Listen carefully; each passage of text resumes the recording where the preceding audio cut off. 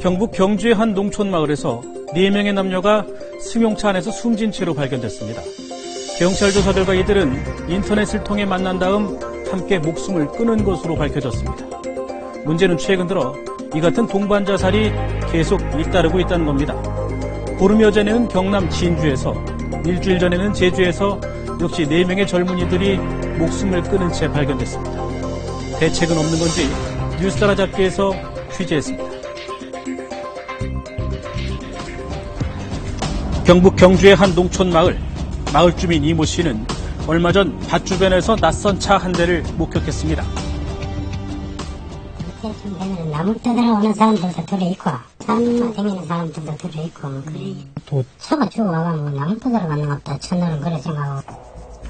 마을 사람들조차 잘 가지 않는 인적이 드문 곳에 세워져 있던 승용차. 그런데 이상하게도 차는 며칠이 지나도 자리를 떠날 줄을 몰랐다고 합니다. 어제도 그 자리에 오늘도 그 자리에 맨 그 자리에 그냥 가만히 있더라고요. 그 이상해가지고 일하러 와가 가보니까 잘 안 보이더라고. 차가 좀 이상해가지고 신고하고 그랬거든요. 이 씨의 신고를 받고 출동한 경찰.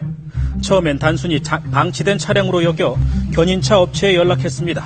그런데 문이 다 잠겨 있었어요. 냄새가 좀 많이 나서 냄새 나니까 이거 죽었구나 생각했지.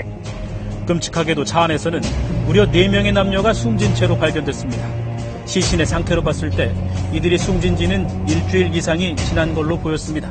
전 테이프로 이제 그 창문, 그 틈새라든가, 그 다음에 밑에 송풍구, 전부, 이 뭐 핸들 밑쪽에라든가 이런 데는 싹 다 막아놔서 전혀 이제 공기가 세지 않도록 그렇게 다 막은 상태. 경찰은 이들이 함께 목숨을 끊은 것으로 판단했습니다. 차 안에 있던 가방에서는 유서 형태의 메모도 발견됐는데요. 운전석 옆에 조그만한 그게 이제 손가방이 하나 있었는데 그 안에 보면 메모지에 임대보증금하고 물건 등을 누구에게 돌려주라 그런 내용이 적혀 있습니다. 조사 결과 숨진 4남녀는 울산에 사는 변모 씨 남매, 그리고 광주와 충북 청주에 사는 20대와 30대 남성으로 밝혀졌습니다. 이들은 지난달 25일 울산에서 만나 함께 차량으로 이동한 것으로 나타났는데요. 서로 간에 왕래가 있었다고 보기는 아직까지 확인이 안 돼서니까 단정은 할 수 없는데 울산에서 전부 직결을 한 것으로 파악되고 있습니다. 여러 군데 다닌 게 차량 블랙박스에 나옵니다. 그게. 울산에서 경주 쪽으로 하고 일로 이동을 하면서 이곳저곳을 떠돌던 4사람은 결국 마지막으로 도착한 이곳에서 해서는 안 될 극단적인 선택을 한 것으로 추정됩니다.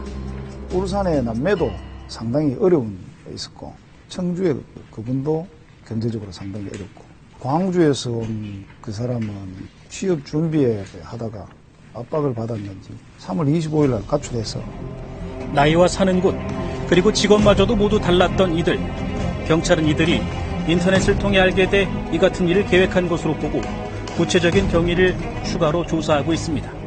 뭐 SNS나 다 뒤지고 있는데 그쪽으로 뭐 확인해서 뭐 어떻게 모였는지 확인할 예정입니다. 젊은 남녀들의 극단적인 선택.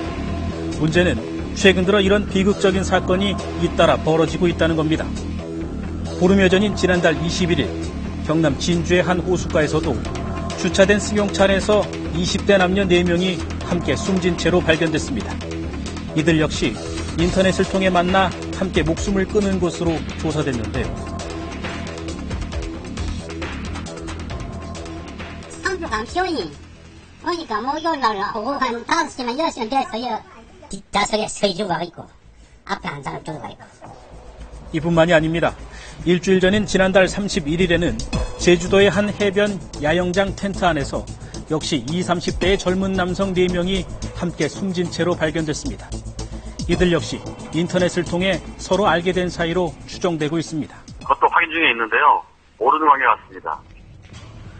보름여 사이 비슷한 동반 자살이 무려 3건. 이미 잘 알려진 대로 우리나라의 자살률은 OECD 국가 가운데 1위로 무려 10년째 큰 불명예를 안고 있습니다. 인구 10만 명당 30명 가까이가 스스로 목숨을 끊고 있는 건데 특히 이 가운데 10% 정도는 동반 자살로 조사돼 문제의 심각성이 큽니다. 자기와 비슷한 생각을 갖고 있는 사람들이 의견 교환이 된다면 그 실행에 대해서 이제 동기가 더 강화가 되게 되는 거죠. 따라서 이제 혼자 자살하는 경우보다는 동반 자살 내지는 동조 자살을 할 때 실행률이 좀 높아지게 되는 거죠. 전문가들은 주변의 작은 관심, 그것만으로도 자살률을 크게 낮출 수 있다고 강조합니다. 자살하고 싶은 사람의 깊은 심리에는 이 살고 싶은 마음이 있어요. 그래서 자살자의 대략 한 80% 정도는 그 주변에 자기가 자살하겠다는 의도를 알리죠. 알리는데 이제 우리가 감지를 못하는 거죠. 우울증이나 비슷한 증세에 대한 적극적인 상담, 그리고 정신과 치료에 대한 사회적인 편견을 버리는 것도 중요하다고 말합니다. 경제난이든 아니면 대인관계 갈등이든 상당한 부분은 그 자살하는 그 순간에는 우울증 내지는 우울감이 있는 경우가 굉장히 많거든요. 우울증이라는 것은 사실은 전문적인 정신의학적 치료로 치료가 가능한 병이거든요. 2000년대 들어 인터넷을 통한 동반 자살이 사회적 문제로 떠오르면서 정부 당국은 대대적인 자살 관련 사이트 차단 작업을 하고 있습니다. 하지만 최근 들어서는 소규모 커뮤니티나 SNS를 이용하는 사례가 늘고 있어 자살 방지 대책이 큰 시효를 거두고 있는지는 의문입니다. 더 이상 방치할 수 없는 동반 자살을 막기 위한 보완된 대책 마련이 시급해 보입니다.